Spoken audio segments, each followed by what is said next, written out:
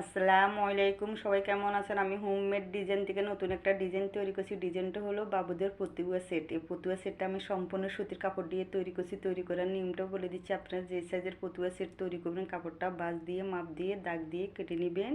ফতুয়ার পরম পাটটা গোল রাউন্ড করে কেটে সামনে একটু বুকে দিয়ে কেটে দিবেন। এরপরে ব্যাক পাটটা গোল রাউন্ড শেপ করে গলার অংশটা কেটে দিবেন। এরপরে এটাকে লেস তৈরি করে নেবেন। লেস তৈরি করে শোল্ডার সেলাই করবেন। শোল্ডার সেলাই করে হাতা জয়েন করবেন। হাতা জয়েন শেষ হওয়ার পরে আপনি ফতুয়ার নিচে হেম সেলাই দুই সাইডে হেম সেলাই দিয়ে দিবেন। এরপরে ইনসাইডে সেলাই করে নেবেন। সেলাই শেষ হওয়ার পরে টপ সাইড করে নেবেন। টপ সাইড করে নেওয়ার পরে একটা হাফ প্যান্ট তৈরি করবেন। তৈরি হয়ে গেল খুব সুন্দর একটা ফতুয়া সেট। এই ফতুয়া সেট বাবুদেরকে ব্যবহার করাবেন। বাবুরও সেট থাকবে, দেখতেও ভালো লাগবে। আমার ভিডিওটি যদি ভালো লাগে লাইক শেয়ার করবেন। সবাই ভালো থাকবেন। আল্লাহ হাফেজ।